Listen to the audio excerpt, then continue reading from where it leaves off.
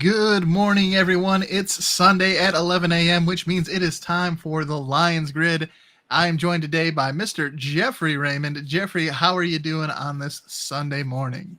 Doing pretty good. It's been kind of the first real spell of fall weather that we've been experiencing here. A little spooky wind action going, lots of rain, overcast, but it's playing hell with my sinuses, that's for sure.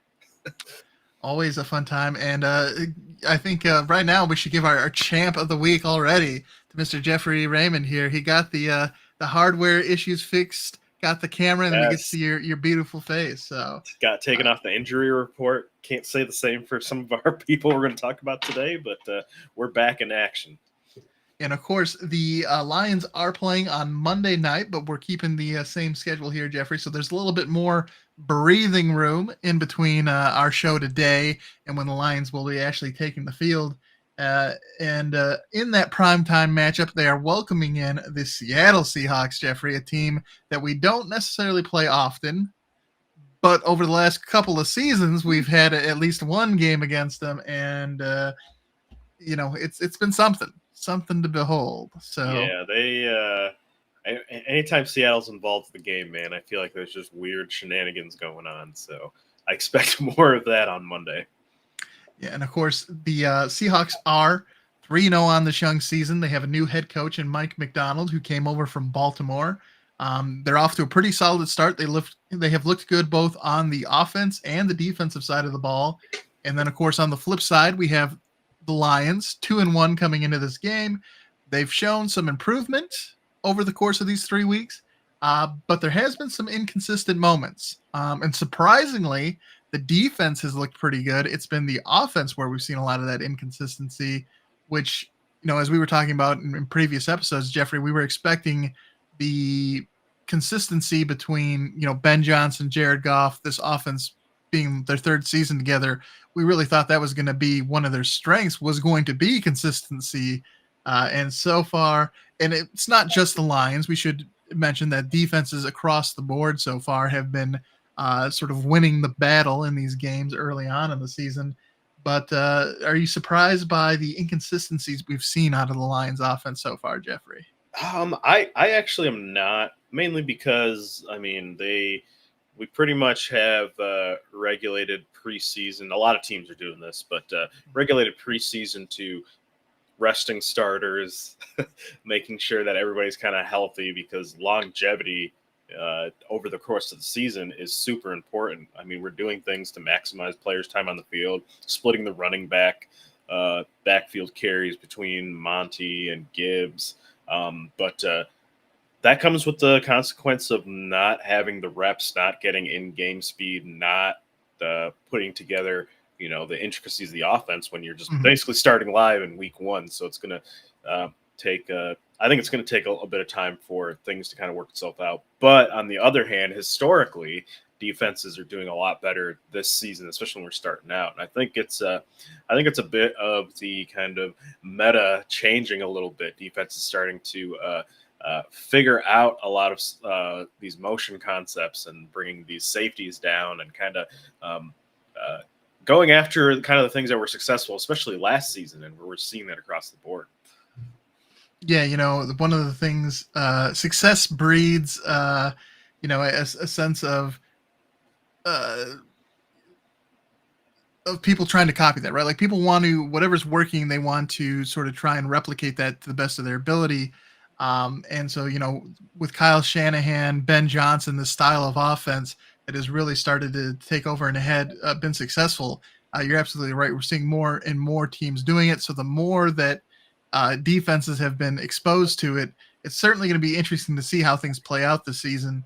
If it is just a thing where it's just taking a little bit longer for the offenses to come online, or is this a thing where defenses have really started to figure out sort of the keys to success against the style of offense, and maybe they'll have to go through a little bit of a renaissance to tweak it to make to continue to make it be effective.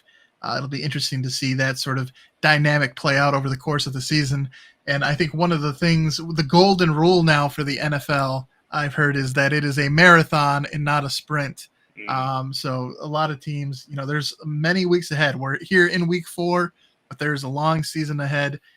And Jeffrey, I think the important thing we talked about, what would success look like for the Lions here in the early part of the season? They have these first 4 games, and then next week they're on a bye, and so we're hoping they can get to 3-1 and stay relatively injury free. But as we look at this matchup uh, with the Seattle Seahawks, I think it's important that we take a look here at the injuries for both teams, Jeffrey.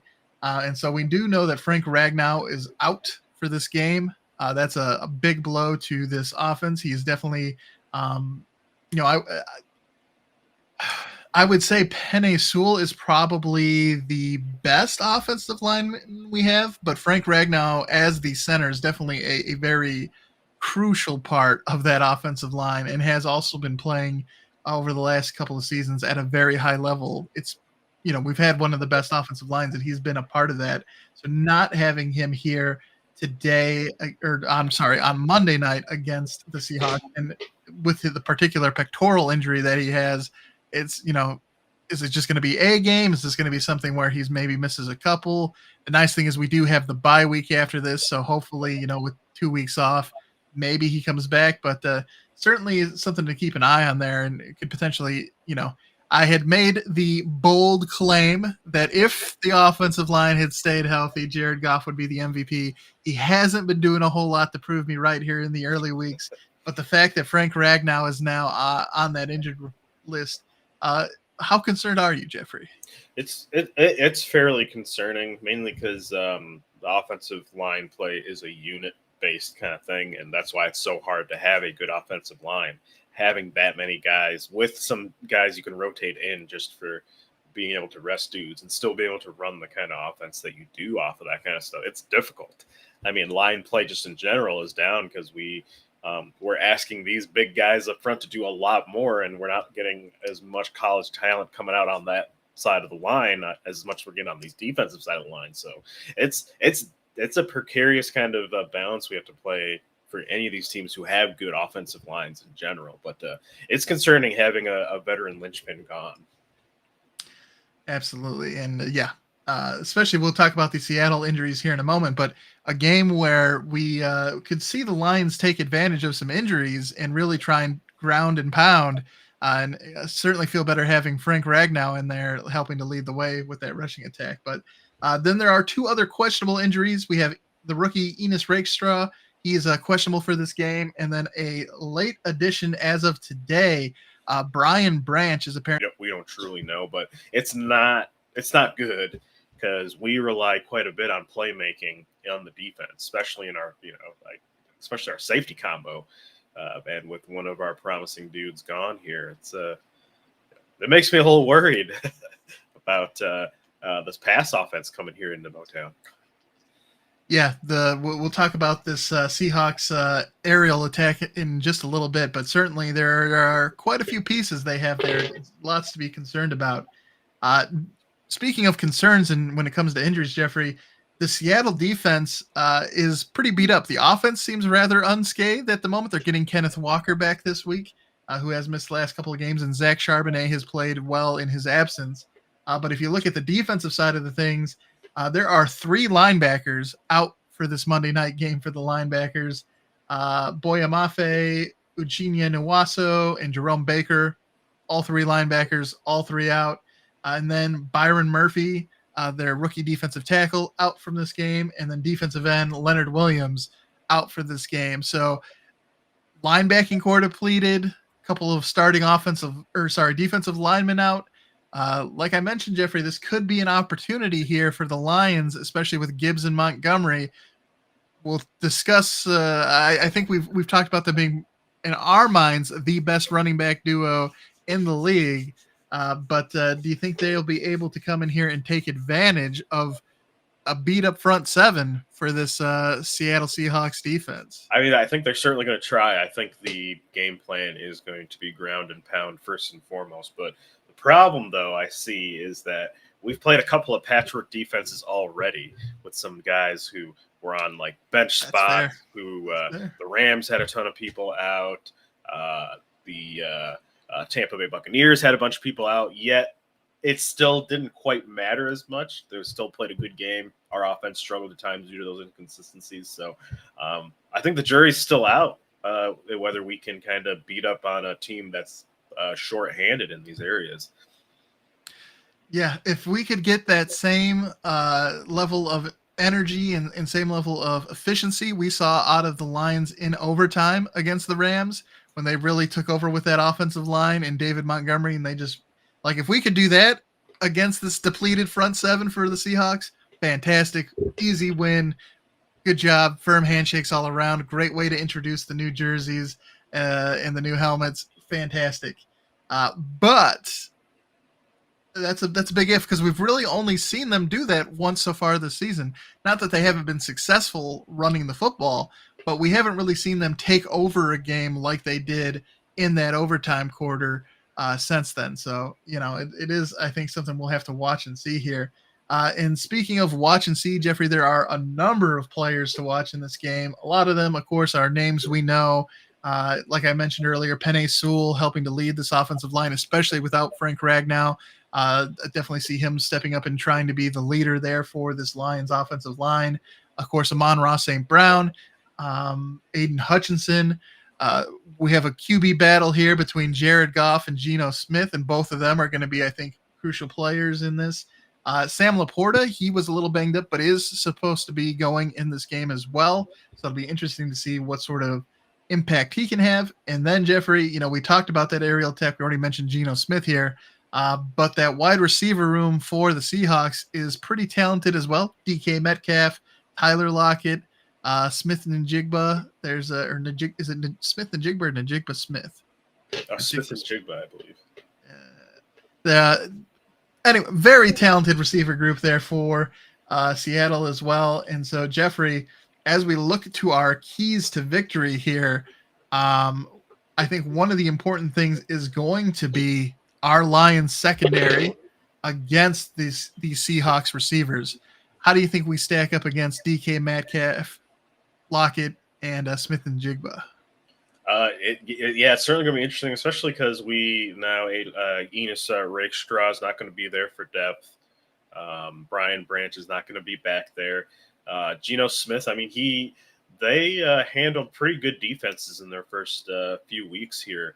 The first game, Smith only threw for 171 yards. They didn't look so great, but Denver's defense is pretty good. But after that, I mean, Geno has thrown 327, 289 in the next game against the Patriots and the Dolphins, and they grinded out some wins there. So I look for him to have another 200 to 300 yard passing game against us. It's going to be interesting to see how we stack up. Obviously, we know Denver's defense on the young season has been fantastic. I think Miami and New England's defense less so. So we're going to see which end of the spectrum we're closer to. Are we closer to one of the more elite defenses in the league, or are we, down here with the bottom dwellers? And so far, I mean, through 3 weeks, Aaron Glenn and this defense have been a strength of this team. Yeah. So it's going to be interesting to see how we stack up against the Seahawks there. I think it's definitely something to keep an eye on. And then Jeffrey, hopefully we'll see Alex Anzalone a week now removed from his injury here. Mm-hmm. Hopefully he brings some of that fire we saw in week 1 from him. Absolutely. It's going to be nice having him back. And I think, especially as we look to stop whether it be Kenneth Walker, Zach Charbonnet. So far, the defense has been fantastic, one of the best in the league at stopping the run. So I would expect us to still be strong there. But again, if we can couple that with a great performance from the secondary, which if Brian Branch doesn't play, could make things a little more interesting, especially with Melon Faunwu going on IR now for his injury. The safety position, it's funny because when we get to the roaring or boring, we'll talk about a potential top 5 safety pairing in the NFL. But if 50% of that isn't ready to go, it sort of changes the the complexion of that game. So going to be interesting. Yeah, and then one thing we've talked about a lot here already this morning, Jeffrey, is again that Lions O-line versus the Seattle defensive line. And even beyond the Seattle defensive line, their linebacking core is beat up. We have the 2 injuries to Murphy and Williams on their defensive line. Of course, we're missing Frank Ragnow, so neither crew is at 100%. But who do you think has the edge here in this game? Do you think the Lions' offensive line will ultimately establish the win the battle in the trenches, or do you think Seattle's defense is going to find a way, even though they are playing with not their starters, to stymie us here this week? I think our O line wins this particular battle. I think the defense is going to give us problems. Seattle's their back end of their defense, so their secondary, linebacker crew, safeties, that kind of thing. I think, but as far as like trench battle, I think even though Ragnow's gone, I think hopefully we'll be able to flex our muscles here a bit. Yeah, and I'm hoping that in flexing those muscles, one of the things we'll be able to get going is some solid play action here, and be able to put Jared Goff in a position where he has thrived traditionally. So with that in mind, Jeffrey, another, I think, key to victory is going to be our Lions receivers against it's sort of the other side of the coin. We already talked about the Lions secondary versus the Seahawks receivers. Well, the flip side of that, how about the Lions receivers versus Seattle's secondary? They have spent a lot of draft capital in recent years and retrofitting that secondary. They're not quite the Legion of Boom that they once were, Jeffrey. But you look at Reek Woolen, you have Julian Love, Devin Witherspoon. There's a lot of talent in that secondary. Do you think the Lions receivers, St. Brown, J-Mo, do you think they can do enough to get open here? And hopefully with, again, being able to take advantage of some play action, do you think that this passing attack will be able to find some success against Seattle? Or do you think that secondary is just too good?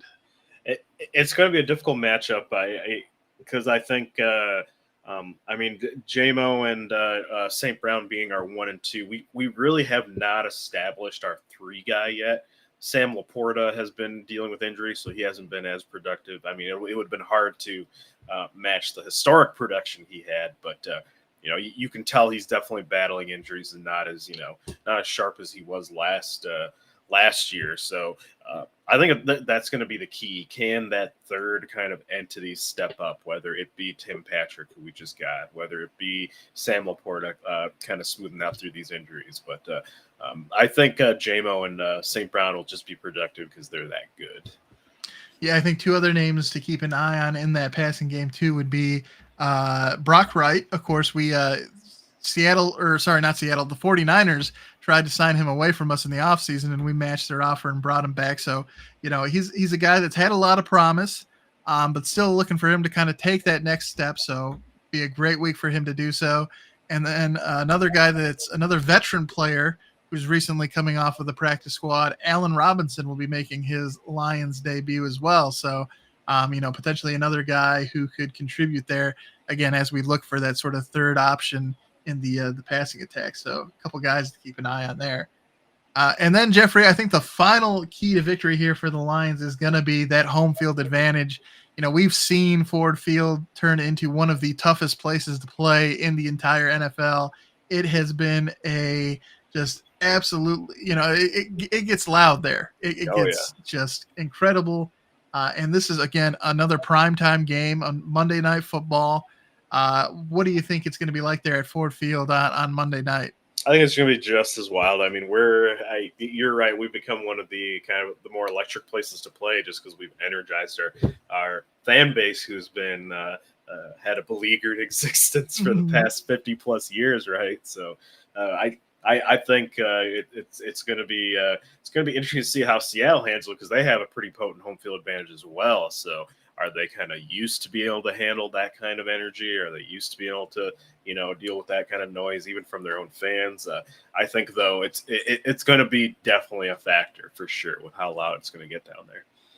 Yeah, I definitely think it's going to have. I mean, obviously both of these teams have their sights set on the postseason. So this should definitely be a game, even though it is week 4, that should be giving off playoff vibes in terms of the atmosphere and things like that. So the only thing I'm scared about is the curse of the black jerseys. It's home. We're debuting these black jerseys. Dan Campbell wanted these black jerseys back. It's scaring me, man. It's almost Spooktober here, and I'm getting a little quaking in my boots here. Already getting just It's a little premature. It's okay. It all happens. It's still September when That's this game true. happens. That's so true. That's true. it should be fine. We should be safe. Hopefully, we'll talk about our picks for the game here in just a little bit, Jeffrey. But now we'll transition into our roaring or boring segment. And again, this is kind of the buy or sell, would you rather, it's a blend of like all those types of questions here, Jeffrey. But the first one I have for your consideration this morning is regarding that secondary for the Lions, in particular the safety spot. Are Kirby Joseph and Brian Branch a top 5 safety pair in the NFL? Oh yeah, I'm gonna drink the Kool-Aid on that one. When they're both healthy, and we have Brian Branch flying around there, they're both playmakers. I mean, I like watching secondaries that are playmakers. Yeah, they might get burned every once in a while, going for the ball or going for the actual play, but we structured our recruiting efforts around playmakers in the secondary. So I think that they're thriving in the system Aaron Glenn's got set up for them, and yeah, I would say that they're a top 5 pair. I would agree. I think so far this season, Kirby Joseph has been outperforming Brian Branch a little bit. I think Brian Branch had a very strong rookie season, and he's still looking to get going here in the early season. He definitely did better against Tampa Bay and last week as well. Of course, he did have to leave that game early with that concussion after that nasty collision with Trey McBride. But yeah, hopefully Branch won't miss this game with his illness. Maybe he comes out and has a flu game for himself against the Seattle Seahawks. That'd be nice. But I definitely think Kirby Joseph here is certainly, at least through. I mean, again, it's 3 weeks. We have a long way to go, but has looked to be playing at like an All-Pro, Pro Bowl level so far. So hopefully he can maintain that and continue. Those two can lead that secondary to greatness. Now, again, we've talked about what we believe to be the best running back duo in the NFL, Jeffrey, with Rhythm and Blues, Mr. Gibbs and Montgomery. What do you think? Do you think they come out here with the on the national stage Monday night and show to the rest of the NFL that they are, in fact, the best duo in the backfield? I think so, and I think that's the game plan. I think it's going to be ground and pound, and let's dominate from the get-go. I'd like to see that. I'd like to see a nice, full, complete game where we just dominate. I know that'd make me drink the Kool-Aid even harder, but it kind of comes back to what we were talking about at the top of the show. Is just the showing the consistency needed for us to have these high expectations. I want to see us kind of flex our muscles out there. Absolutely. And now, Jeffrey, this next one, we had kind of a brief moment last week where we started to see this Hutchinson, McNeil, Reeder. Why am I blanking on his name? Oh, God. The defensive end that just went on IR. Davenport. We had just started to see what it could look like with those 4 guys out there applying pressure to QBs. And then Davenport got the injury. It's an elbow injury that's going to take him out for the remainder of the season. And so we got just the slightest taste of it, Jeffrey. Yeah. One of the things we'll be talking about in just a moment is teams that don't have a win yet on this early season. And one of those teams, Jeffrey, is the Cincinnati Bengals. Now, in a hypothetical world for you, I have a couple of options. Because if they go to 0-4, which if they drop the game to Carolina could happen, do you think, would you be a fan of, the Lions trading for Trey Hendrickson to play opposite of Aiden Hutchinson? Oh yeah, I would absolutely love that if I were to wish cast that for sure. Now, why I don't think that'll happen is the Bengals are notoriously not a mover as far as making deals, cleaning house, right? They kind of the ownership tends to give a lot of leeway to coaches, right? We had Marvin Lewis for 2 decades, and even though I think he was a good coach, right, they gave him a lot of leeway. They didn't do a true let's tank, let's do a full rebuild kind of thing. And I don't think they're going to do this now, especially because they have Jamar Chase kind of hanging out there as like a they didn't get a contract done. So are they going to keep this guy? I think they're going to try to keep this guy. And, like Joe Burrow said, their window is his entire career there. So I think they're going to do everything they can to kind of keep as much of their nucleus in there as possible. But I would love to see that. Well, it's funny you should mention that Jamar Chase, because, if they do drop to 0-4, Jeffrey, not only do they have the current contract dispute with Jamar Chase, or, his desire for a long-term contract where trust has been eroded, but there's also T. Higgins, who is playing on a franchise tag for the Bengals. Do you think if they go 0-4, would there be the potential that you could see? I mean, I doubt it would be Jamar Chase, but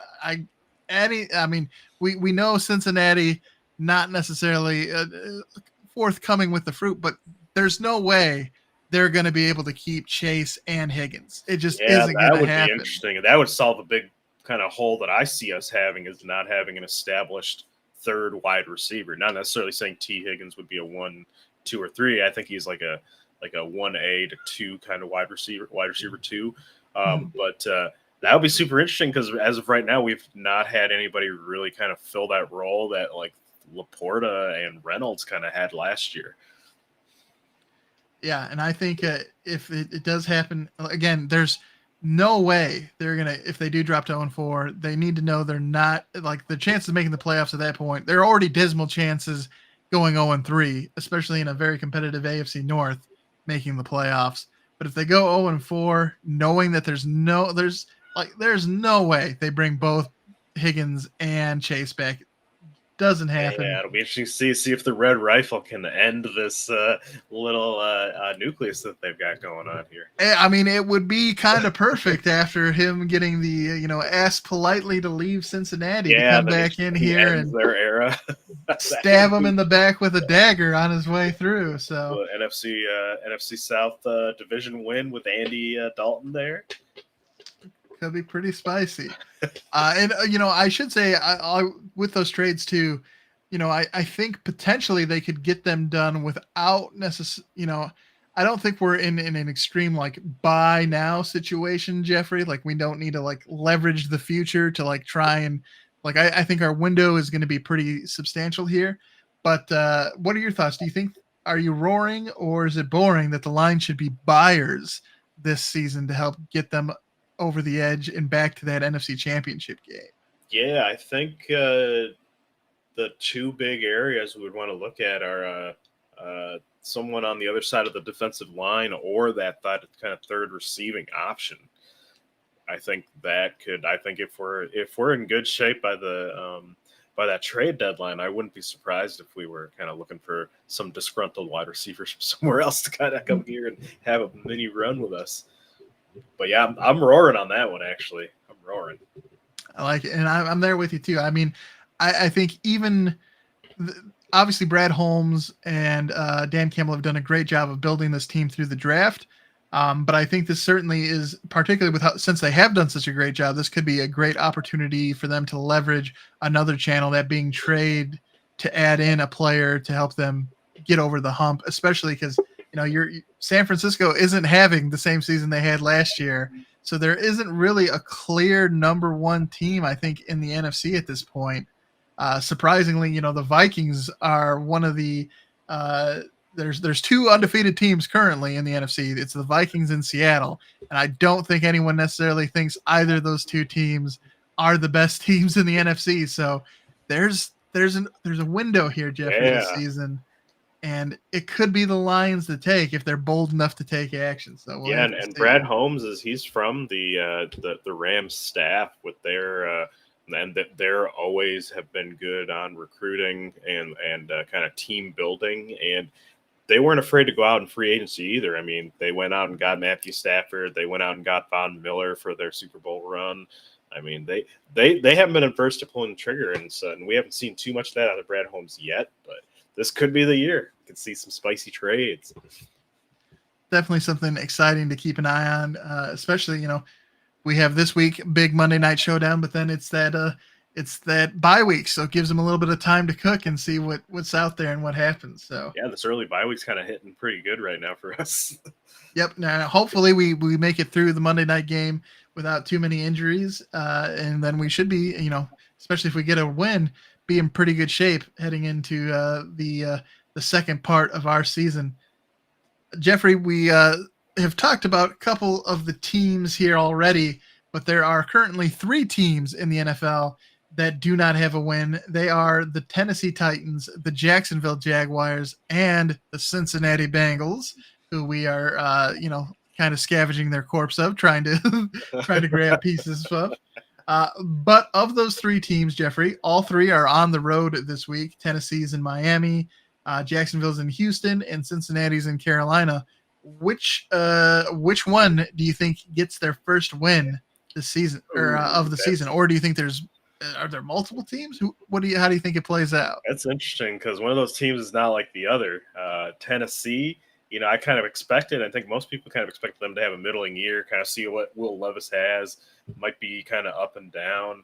So, but them being 0-3 doesn't necessarily surprise me very much. But Jacksonville and Cincinnati, they've had some bigger expectations than being 0-3, right? Jacksonville's looking to take that next step that they have been for the past few years. Cincinnati is supposed to be a Super Bowl favorite, at least in their minds, right? Mm-hmm. And then they're 0-3, so it's not looking good for these 3 teams. And I'm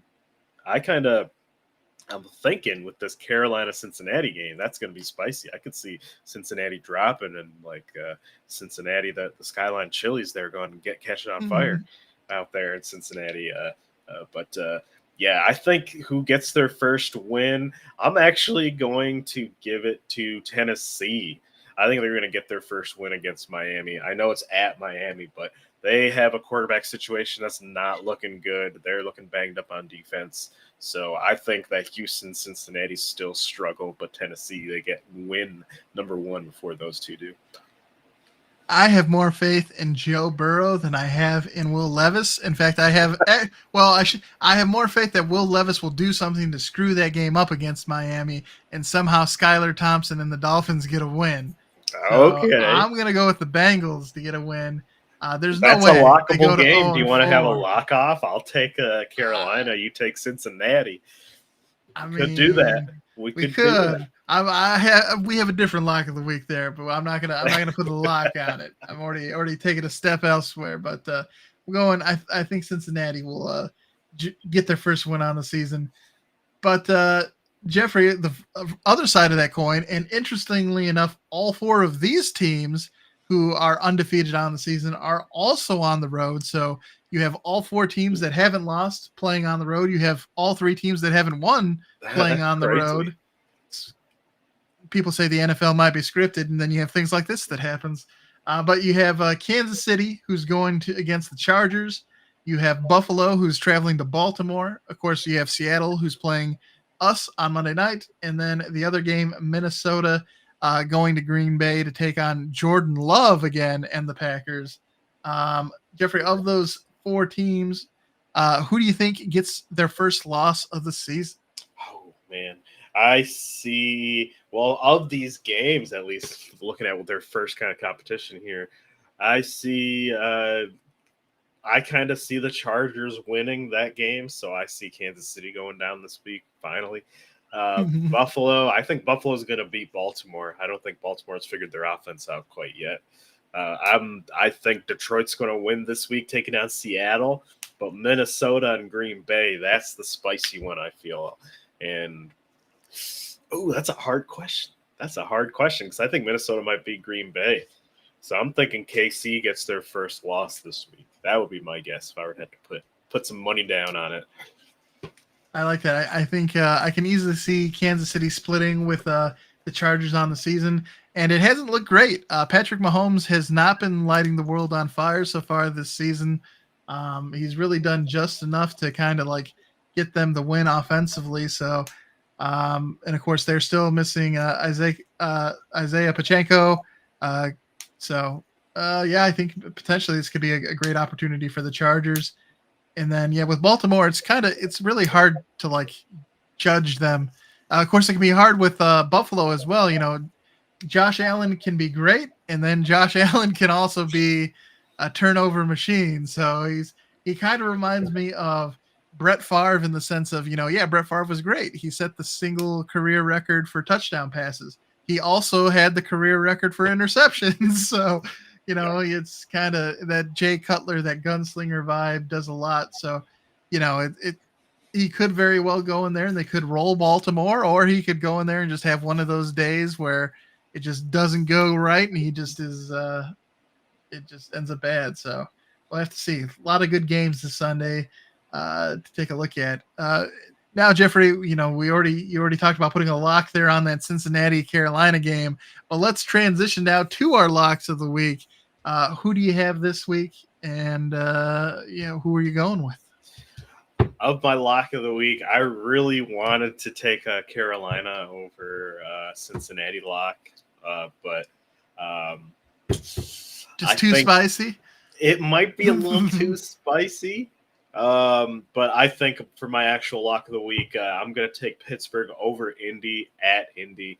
I think it's going to be a battle of subpar offenses versus a very good defense and an okay defense. And I think Pittsburgh gets another win out there. Justin Fields manages a game, and we see more of this up and down play by Anthony Richardson while they kind of figure out what they've got with him there. Well, I think I owe the Pittsburgh Steelers an apology because they are actually the 5th undefeated team that I did not mention. Oh, that's right. Yeah, but they are on the road as well, so it stays true that all the undefeated teams are on the road. It's Justin Fields and the Steelers. Who would think they're 3-0? Not me. Not Russell Wilson. But apparently, you got them going to 4-0, do you? Spicy there. I like it. Taking it, man. That AFC North is theirs for the taking right now. They are firmly in the driver's seat right now, so they can if they do improve to 4-0, they're kind of steaming down the highway and not looking back. So we'll see. I'm gonna go with our first NFC North matchup of the season, Jeffrey. We talked about it a little bit earlier when we were talking about the undefeated teams, but Minnesota traveling to take on Green Bay. Jordan Love is back in this game. Green Bay as the home team is favored, so you do it is a +3 there for Minnesota, but I think regardless, what we've seen out of this Vikings defense has been fantastic early on. And Sam Darnold, what he's done with the offense, him and Kevin O'Connell, has looked really good.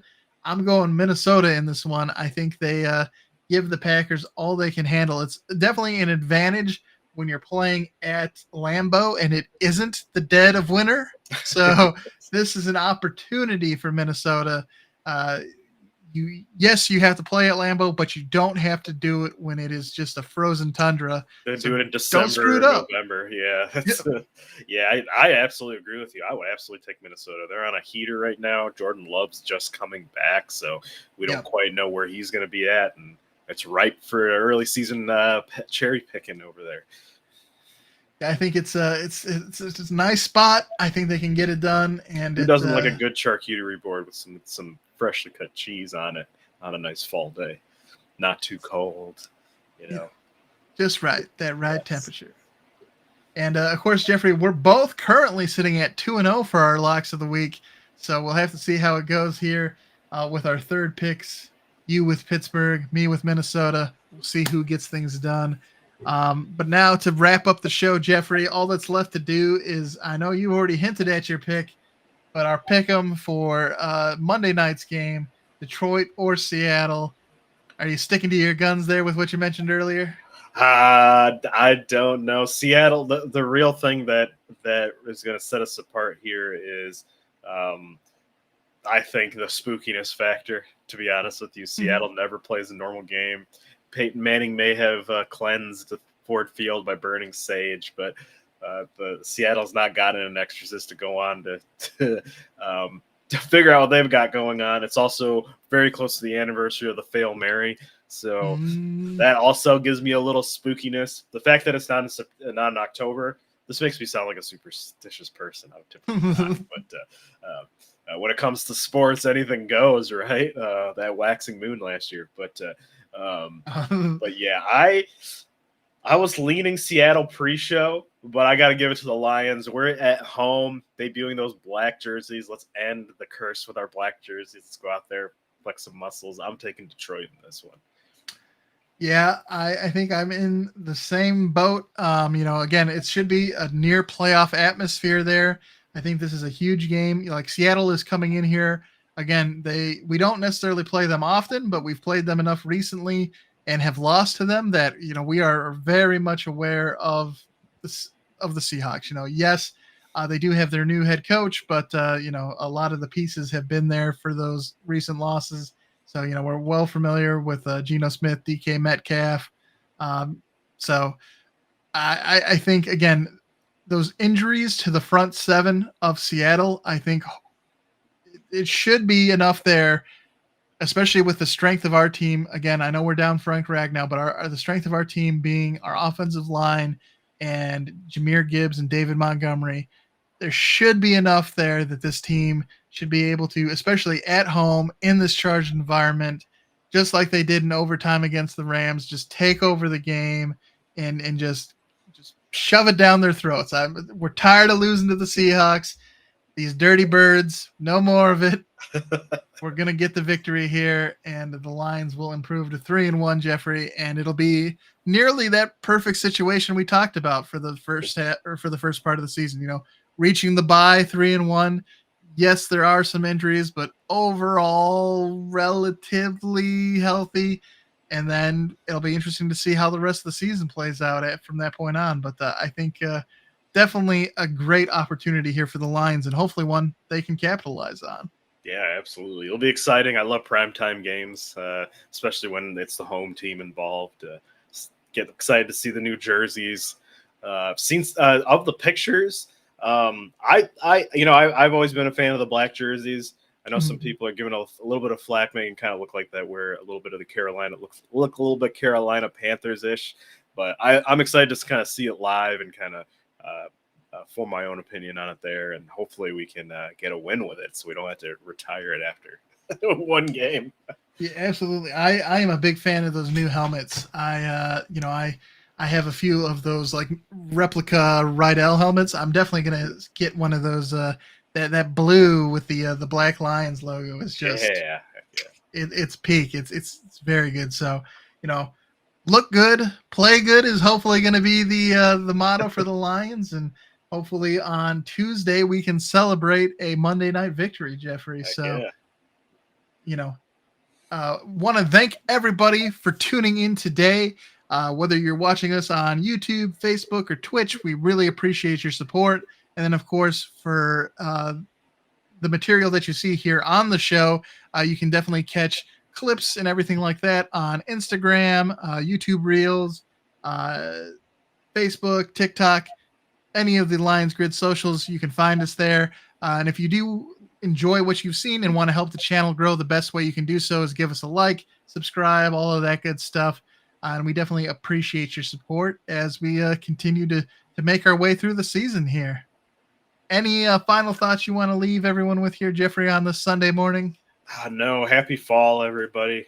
October's coming around. It's a good one of my favorite times of the year, so I hope everybody's enjoying their intro into fall here as well. If you haven't had a chance to get your recommended amount of apple cider ingested, I definitely recommend. It's a good batch this year. Some good options out there. But Jeffrey, there's only one last thing to do to sign off for today's episode, and that's a Go Lions. All right, go Lions, everybody. All right. Thank you, everybody, and we'll catch you during Tuesday's episode. Bye-bye.